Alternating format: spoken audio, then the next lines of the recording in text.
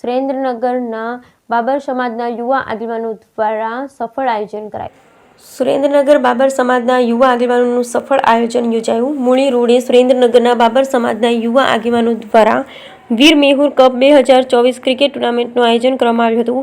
Cricket ટુર્નામેન્ટમાં મૂળી, ફુલગામ, અમદાવાદ, બોટાદ, સુરેન્દ્રનગર, મોરબી સહિતની 8 ટીમોએ ઉત્સાહભેર ભાગ લીધો, જેમાં મોરબીની જય ગિરનારી ટીમ અને સુરેન્દ્રનગરની રોનક 11 ટીમ ફાઇનલમાં આવી, જેમાં સુરેન્દ્રનગરની રોનક 11 ટીમે ટોસ જીતી પ્રથમ દાવ પસંદ કર્યો અને રોનક 11 ટીમના ખેલાડીઓને 59 રન બનાવ્યા। તેની સામે મોરબીની જય ગિરનારી ટીમે 60 રન બનાવી વિજય હાંસલ કરતા ક્રિકેટ પ્રેમીઓમાં આનંદની લાગણી છવાઈ। આ વીર મેહુર કપ ટુર્નામેન્ટ બાબર સમાજના યુવા આગેવાનો જેમાં જીતુભાઈ ચૌહાણ, વિકીભાઈ પરમાર, સુરેશભાઈ ચૌહાણ, સતીશભાઈ વાઘેલા, આશિષભાઈ પરમાર, રવિનભાઈ જાદવ, ભરતભાઈ જાદવ, ચંદ્રેશભાઈ વિરાણી સહિતના બાબર સમાજના આયોજકોએ બાબર સમાજ આયોજિત વીર મેહુર કપ 2024 ક્રિકેટ ટુર્નામેન્ટનું સફળ આયોજન કરવામાં આવ્યું। બ્યુરો રિપોર્ટ મહેશભાઈ ઉતરિયા, સુરેન્દ્રનગર।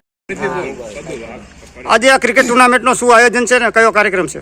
આ ક્રિકેટ ટુર્નામેન્ટ વીર મેહુર કપ 2024 એક દિવસીય ક્રિકેટ ટુર્નામેન્ટ છે। તારીખ 6/1/2024 ને શનિવારના રોજ બાબર સમાજ આયોજિત છે, જેના આયોજક છે શ્રી જીતુભાઈ ચૌહાણ, વિકીભાઈ પરમાર, સુરેશભાઈ ચૌહાણ, સતીશભાઈ વાઘેલા, આશિષભાઈ સોલંકી, રવિનભાઈ જાદવ, ભરતભાઈ જાદવ, ચંદ્રેશભાઈ વિરાણી મુખ્ય અમારા છે। આ ભાઈ છે અમને સલાહકાર વધારે, અને દરેક ટીમોનો અમને ખૂબ જ સહકાર છે, તેમજ બહાર ગામની ટીમો પણ આવેલી છે। અને આ 7મો કાર્યક્રમ છે।